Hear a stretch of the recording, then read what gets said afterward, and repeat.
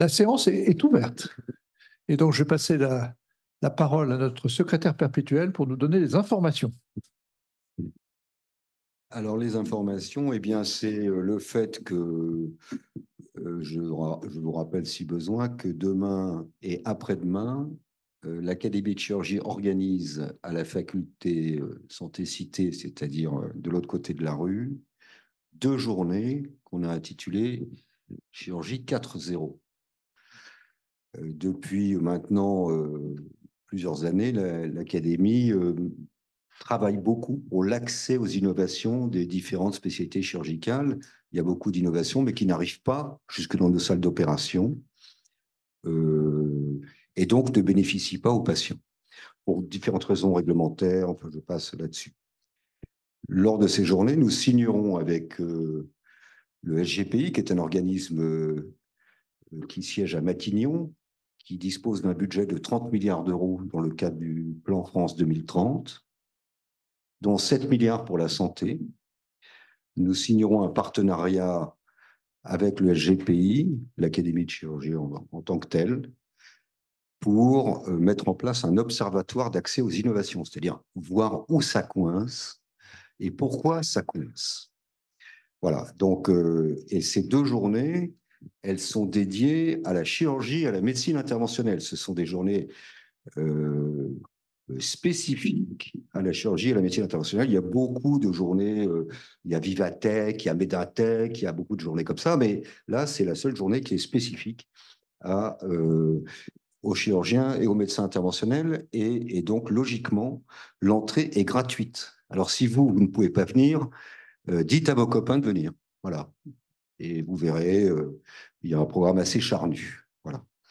Alors, l'autre information, c'est une information un peu malheureuse, puisque nous avons appris le décès de Jacques Barbier, qui était donc, qui est resté près de 30 ans patron du CHU de Poitiers en chirurgie viscérale, qui a de très nombreux élèves, et qui est décédé.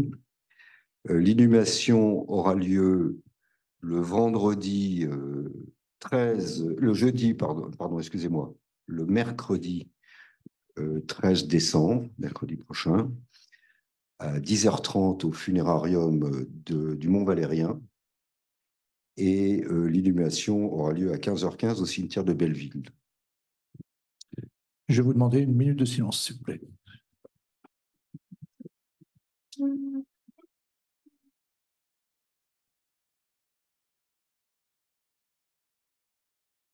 Merci beaucoup. Mon cher Hubert, tu continues en faisant le compte-rendu de la séance précédente. Oui, donc la séance précédente était intitulée Adipocytes, graisse et chirurgie, qui était organisée et modérée par Barbara Hersan de Créteil et Catherine Bergeret-Gallet de Paris. Première communication d'Agi Modjalal de Lyon, la composition du tissu graisseux.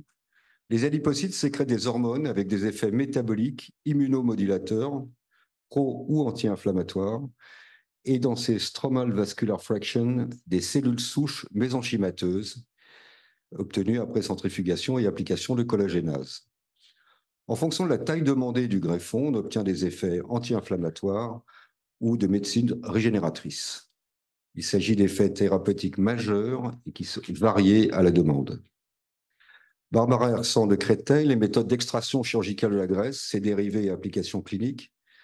À côté des prélèvements à visée volumétrique mis en place par Coleman en 1997, les prélèvements sont standardisés et dépendent de la taille de la canule en fonction des différentes indications. Millifat, microfat et même nanofat pour les cellules souches mésenchymateuses. De multiples indications.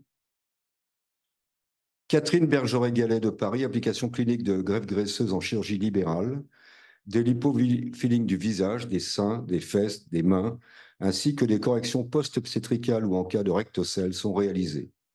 Une réglementation qui reste plus restrictive qu'à l'étranger. Mathieu Roumillier de Toulouse, le tissu adipeux périprostatique, ses particularités et son implication potentielle dans le cancer de la prostate.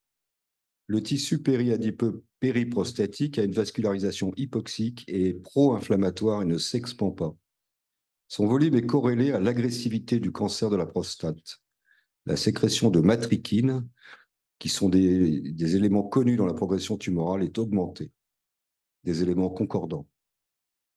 Alexandra Clerget de l'hôpital Foch à Suresnes, intérêt de l'utilisation de la graisse dans la sphère urogynécologique. Depuis 1926, le lambeau de Marcius est utilisé en traitement ou en prévention des fistules pelviennes. Depuis 1984 et la série de plusieurs milliers de patients de Illouz, les macro, micro et nanophates sont utilisés dans diverses indications. Des solutions multiples et peu morbides. Jérémy Magalon de Marseille, la graisse et ses dérivés en chirurgie orthopédique. L'injection de micrograisse et de PRP, plasma riche en plaquettes, améliore la gonarthrose en termes de douleur et de fonction. Des essais prometteurs pour cette thérapeutique innovante. Enfin, Fabrizio Bambo d'Aix-en-Provence, traitement des arthropathies chroniques du cheval par injection de micrograisse et PRP, 198 cas de 2014 à 2023. L'injection articulaire de microfat, graisse avec PRP, permet à 4 mois la diminution de la boiterie, voire la reprise de la compétition pour les chevaux. Des indications et des techniques très spécialisées. Je vous remercie. Merci, monsieur le secrétaire perpétuel. Et je suis très heureux et même honoré d'accueillir, je dirais presque mon patron, Christophe Glorion. Si, bah écoute, on a quand même quelques années de vol ensemble. Et donc, président de la SOFCOT, une grosse institution qui représente parfaitement les chirurgiens orthopédistes dans des grandes manifestations. Et donc, t'accueillir est un honneur pour nous. Et tu seras accompagné par le docteur Coury de l'hôpital Necker. Alors, amiénois de naissance, mes parents, je ne sais pas pourquoi, s'ils avaient des grandes ambitions, m'avaient envoyé faire mes études de médecine à Necker. Donc, tu vois que c'est une belle maison. À cette époque-là, on appelait ça les Aristochus. Je ne sais pas si c'est toujours le cas, mais merci au docteur Coury de sa présence avec un thème intéressant. Intéressant pour tout le monde, parce que les paralysés cérébraux et cette